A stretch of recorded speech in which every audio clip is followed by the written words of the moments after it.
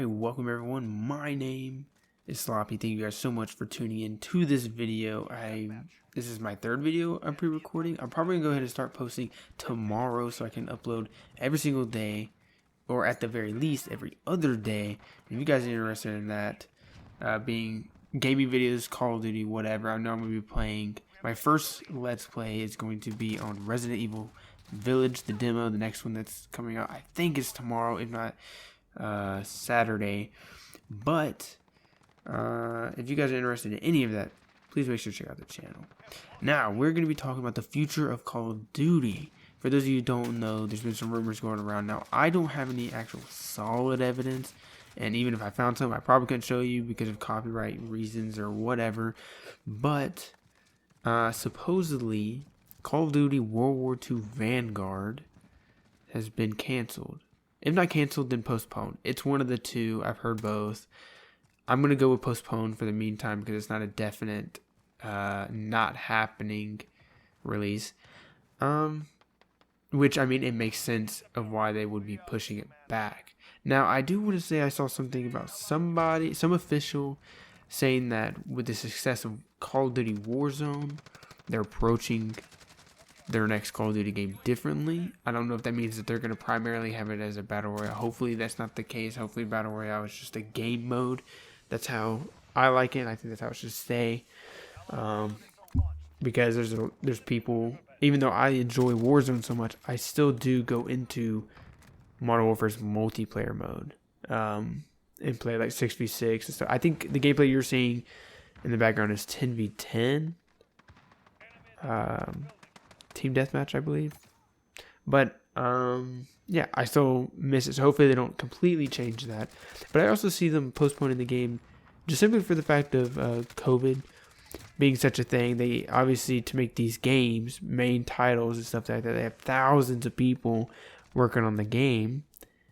Can't have everybody all together, I would assume anyway.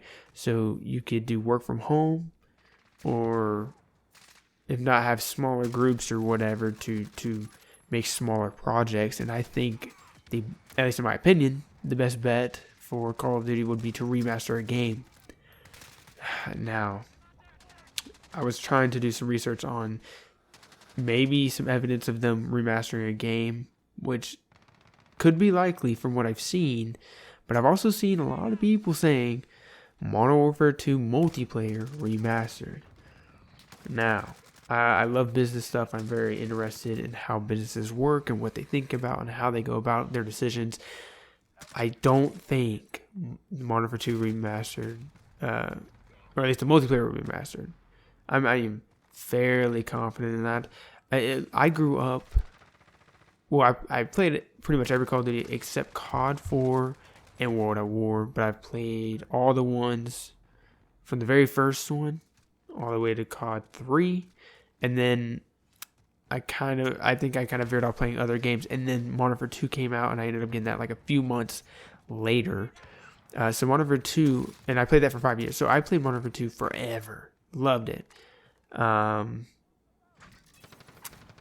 don't think they're going to remaster. As much as I want the multiplayer to be straight ripped from the PlayStation 3 and 360 version and put onto the next gen console, whether that be PS4 or PS5, I don't think it'll happen, simply for the fact that they have the gameplay you're seeing right now, Modern Warfare 2019, and then it's supposed to be a reboot. So their plan obviously is to make, even though they haven't confirmed it, a Modern Warfare 2, whether it's in 2022 or whatever the case may be, it's still supposed to be a thing. Or even if it's not right now, if they make Modern Warfare 2 multiplayer remastered, they won't be able to make a Modern Warfare 2 2022, we'll just say that. They won't be able to do that. They'll have to wait years because these Call of Duty games last for a few years. And then I saw some other people saying potentially Black Ops 2 being remastered. Arguably, those games are neck and neck. I've loved both of them. I think they're both great. I don't see either one of them happening. My reason for Black Ops 2 is simply for the fact that pretty much everything from Black Ops 2 has been remastered. I could see them if they wanted it to be successful, doing what I said with Modern Warfare 2 and just pretty much ripping the game from the previous generation and bringing it into the next gen, not changing the movement mechanics, not changing the sound, like straight up as if you were to take your Black Ops 2 disc and put it into your next gen console and play straight from that, maybe some higher texture texture maps onto the game, because if you play those games now, they're a lot of fun and everything, but the graphics aren't nearly as good as this new game, so they could do that. But other than that, everything else would have to be the same. I don't see them doing it though. A lot of the zombie maps were remastered. A lot of Black Ops 2 DLC and not were remastered. Obviously Nuketown, but that's the one map that's gonna get passed down. That's what everybody wanted to see. Yeah, I think the best bet for Call of Duty, the future of Call of Duty, would be, sorry, let me back away from the mic. I think I'm peeking it a little bit. The best bet for Call of Duty, I would say, is probably Black Ops 1. I don't know how many people really played Black Ops 1 that are still in the COD community right now, but I love Black Ops 1. I got it a little bit late, but I still really enjoyed it, and I loved watching gameplay before I was able to get it. Mainly referencing because I didn't have much money at the time, but Black Ops 1 is the one where it had very little maps that were remastered in later Call of Duties, and obviously they have some guns that were carried over and stuff, but that doesn't really matter or anything. They could straight up remaster the game, ripping like what I said with Modern Warfare 2 or Black Ops 2, but doing it for Black Ops 1 and releasing that as basically the placeholder. It gives them some time to create the next Call of Duty, which everyone's been talking about, at least in the COD community, being World War II Vanguard.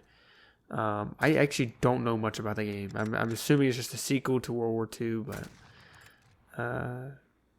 yeah, I mean, Black Ops 1, I would say is the best. Oh, actually, yeah, with Black Ops 1, because great game, but a game I didn't get to play, but I did watch a lot of gameplay on, and I watched, a lot of YouTubers who were playing it, even in its prime, was Call of Duty World at War.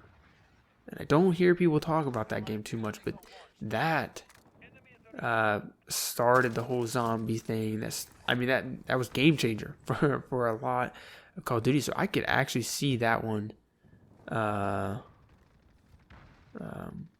being remastered. I would say they would probably do a movement update with that one, because that one didn't have pretty much you sprinted and your gun slowly went off the screen, kind of drifted downwards.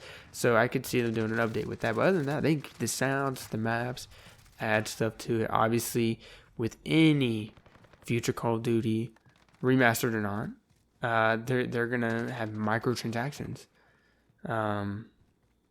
If anybody thinks that that's ever going away, that's not. I remember when Black Ops 3 came out and microtransactions became a thing.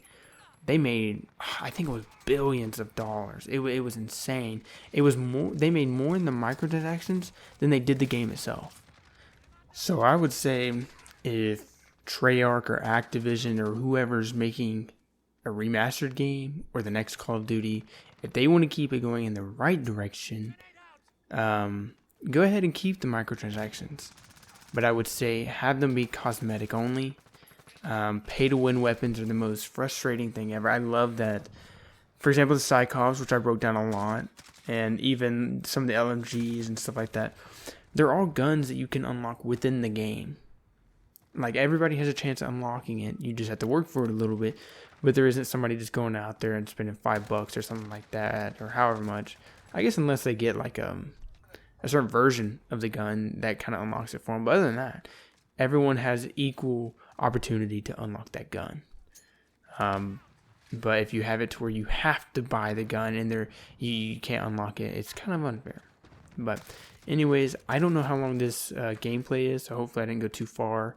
Hopefully I have enough footage for at least this video. And I'm going to record another video because I'm in the mood.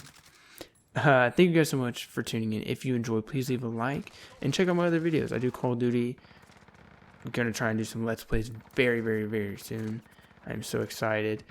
And if you can, please consider subscribing to the channel. It helps me out a lot, and I'll greatly appreciate it. It's free, and if you kind of come to the conclusion that you don't want to be subscribed to my channel anymore, you can always unsubscribe, but I would greatly appreciate it. It's one click of a button.